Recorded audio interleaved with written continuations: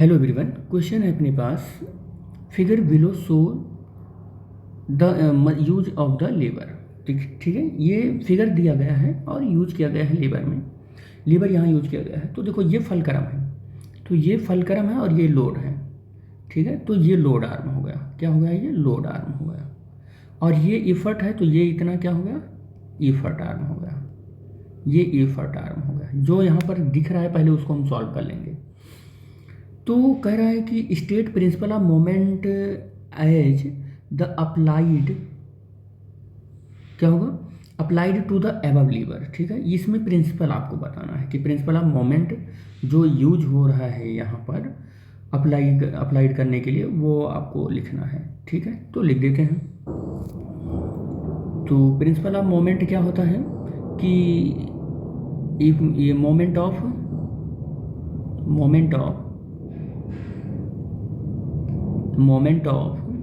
Load equal होना चाहिए moment of effort के, ये होना चाहिए। तो मोमेंट का लोड क्या हो जाएगा? लोड इनटू लोड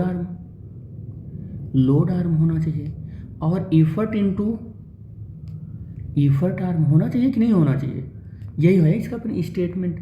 अब इसके स्टेटमेंट को लोड अगर है तो हम इसको कैसे लिख सकते हैं? लोड, और लोड आर्म कितना है जी?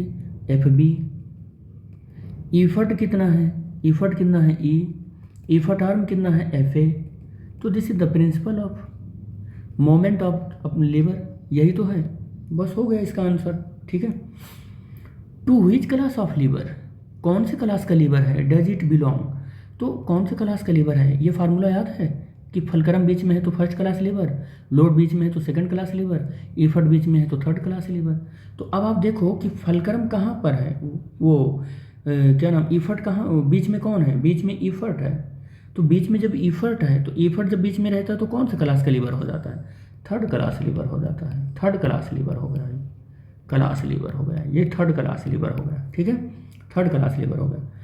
कह रहा है एफ ए की वैल्यू 10 है। चलो, एफ ए की वैल्यू 10 है। ए बी की वैल्यू कितनी है? 490 सेंटीमीटर है। 490 सेंटीमीटर है। चलो आगे बढ़ जाते हैं।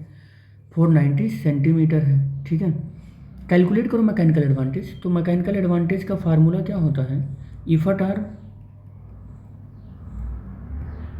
अपन लोड आर्म। अब ए बी क्या है? ए बी हमारा कुछ नहीं है। ए बी क्या है? कुछ नहीं है। और ए बी है कितना? ए बी 490 है।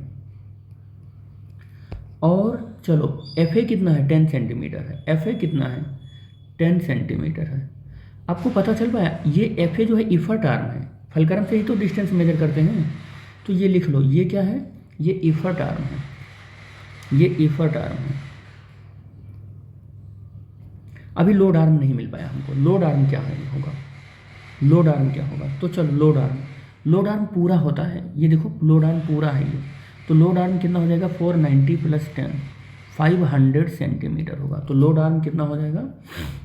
लोड आर्म 500 सेंटीमीटर होगा। तो मैकेनिकल एडवांटेज आपको मिल जाएगा। इफर्ट आर्म कितना है? इफर्ट आर्म आपको 10 मिल रहा है और लोड आर्म आपको 500 सेंटीमीटर। तो mechanical advantage is equal to 1/50। ये 0.01 मिल रहा है। कितना मिल रहा है? 0.01 मिल रहा है। मैकेनिकल एडवांटेज आपको मिल रहा है। ये सॉल्व हो गया। ठीक है, तो ये आपको सॉल्व हो गया। ठीक है, मैकेनिकल एडवांटेज कितना मिल रहा है? कह रहा है minimum effort required to lift load. Load कितना है? लोड 50 न्यूटन दे रहा है। लोड 50 न्यूटन दे रहा है और इफर्ट कह रहा है कैलकुलेट करो। अब कुछ करना ही नहीं है, आपको कुछ नहीं करना है। आपको मैकेनिकल एडवांटेज का फार्मूला याद होना चाहिए बस। Mechanical advantage 0. या हम ऐसे कर ले 1/50 लिख लेते हैं, ये वाली वैल्यू। ठीक है, और लोड कितना है आपके पास? लोड है 50 न्यूटन, इफर्ट ई है। तो ई इज इक्वल टू कितना है? 50 × 50 मल्टीप्लाई हो जाएगी, क्रॉस मल्टीप्लाई हो जाएगी ना इसमें। तो effort E is equal to कितना हो जाएगा? 25 और 00 न्यूटन। तो 2500 न्यूटन आ जाएगा, इसका इफर्ट आ जाएगा। क्वेश्चन सॉल्व हो गया बेटा ये।